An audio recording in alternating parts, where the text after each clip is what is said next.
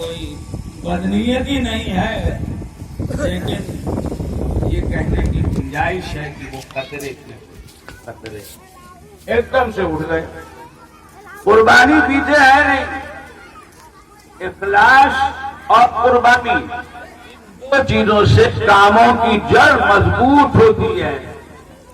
आज के निजाम में इतनी जमीन होगी, इतनी बिल्डिंग होगी, इतना ये होगा, फिर बिल्डिंग की बुनियाद पड़ती है, संग बुनियाद, आज मस्जिद की संग बुनियाद, न जाने कितने रुपए उसमें खर्च होते हैं, वही मस्जिद की तामीर में खर्च हो सकते।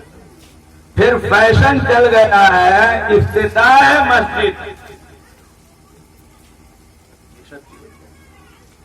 ये नहीं, जैसा हुआ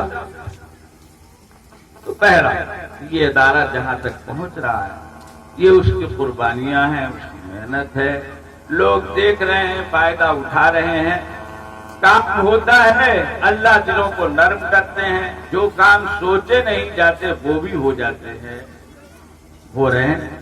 अल्लाह की जात से उम्मीद है कि इंशाअल्लाह ये काम जारी रहेगा, मजीद तरक्की। दूसरी बात जिसकी तरफ हमारे बहुत ही मुखलिस दोस्त, अजीज दोस्त, हम लोग बचपन के साथी हैं दारुल उलूम नदवतुल उलमा के, और आज तक हमारा साथ है मौलाना मुबारक हुसैन साहब, उन्होंने आपके सामने रखी। मैं मुफ्ती निसार साहब से यहां आते ही मैंने उनसे जिक्र किया था। देखिए निजाम है,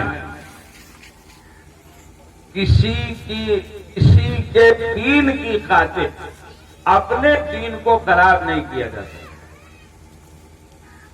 दूसरे की दुनिया के लिए अपनी दुनिया बर्बाद की जा सकती है, दूसरे का दीन बचने के लिए अपनी दुनिया कुर्बान की जा सकती है, लेकिन किसी का दीन बनाने के लिए अपना दीन नहीं खराब किया जा सकता। ईसार दुनिया में है, दीन में नहीं।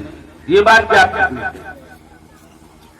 ईसार दुनिया में है, दीन में नहीं है। दीन के मसले में अगर हम ये कहें कि शरीयत की तालीम में खुद गर्जी की, पहले अपनी जात देखो फिर दूसरे की फिक्र करो, या अपनी नामक को अंत तक फिर अपनी कुम है, फिर दूसरे लोग हैं। और हदीसों में ये बात मौजूद है, लोगों के बीच में रहकर दावत और तबलीग का काम उसी वक्त तक करो जब तक मुतमईन हो कि तुम्हारा दीन खतरे में नहीं है। और अगर तुम कहीं ऐसे माशरे में फंस जाओ, चाहे मुसलमानों का हो, कि जहां रहकर उनकी इस्लाह की फिक्र करने में कभी अंदेशा हो खुद अपने दीन के खराब होने का, तो नबी पाक सल्लल्लाहु अलैहि वसल्लम ने फरमाया है, ऐसी सूरत हाल में कहीं जंगल में जाके रहो, कहीं पहाड़ में जाके रहो, अपने रब की इबादत करो, करीब में कोई चश्मा हो उसका पानी पियो, तुम्हारे पास 2-4 बकरियां हो उनका दूध पियो, या जंगल के पेड़ों का फल खाओ, अपने दीन की हिफाजत करो, सारी दुनिया को छोड़ो।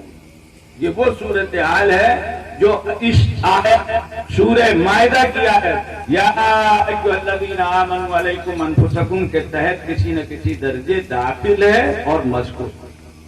हम दूसरे का दीन बनाने के लिए अपना दीन नहीं बनाते। तालीम बच्चों की भी, तालीम बच्चों की, हमारे निजाम में हर चीज के वजूद हैं। हम अगर इस पर इश्काल करें, फलाना स्कूल टक पहनाता है, फलाना स्कूल हमारे लड़कों को हाफ पैंट पहनाता है, मिसाल के तौर पर दुपट्टा नहीं रखने देता, साहब फलाने स्कूल ने निकाब पर पाबंदी लगा दी, बराबर ये सब चीजें आ रही। लखनऊ के एक स्कूल में, बड़ा अच्छा स्कूल, बड़ा मकबूल स्कूल, पुराना, उसने एक हुक्म जारी किया कि बच्चियां निकाब के बगैर आए, निकाब के इश्किश का मसला, लोगों ने एहतजाज किया, इश्किश का मसला एहतजाज किया, احتجاج جب سخت ہوا مسلمان عورتیں تھیں تو یہ لوگ جو شیطانی چیزیں لاتے ہیں یہ بڑے ہوشیار ہوتے ہیں. یہ بسا اوقات کوئی اچھی رت پکڑ لیتے ہیں کہ لوگ بیٹھ جاتے ہیں. انتظامیہ نے کہا اگر ایسا ہی آپ کو اسلام کی تعلیمات پر اصرار ہے تو اسلام کی تو تعلیم ہے برقع اور پردہ. اپنی بچیوں کو نقاب کے ساتھ اسکول میں بھیجیے. پیچھے ہٹ گئے کیونکہ مزاج نہیں تھا, ذرا ہائی فائی تھی, یہ سب نہیں ہوتا تھا. تو اس وقت اگر ہم کو اعتراض ہو تو ہمارے لیے یہ بھی قابل لحاظ ہے کہ ہمارے مدرسے ہوں دینی تعلیم کے بچوں کے. اور بچیوں کے معاملے میں تو بڑی نزاکت ہے بھائی, بڑی نزاکت. تو یہاں یہ چیزیں جو ہمارے نظام کے خلاف ہوں, احکام کے خلاف ہوں, جو ہمارا نظام تعلیم و تربیت ہو اس کے خلاف ہو, ان پر توجہ دینا ضروری ہے. ان پر توجہ دینا ضروری ہے. لیکن بس اب کیا کہا جائے, چل پڑی تو چل پڑی, آدمی بھول جاتا ہے.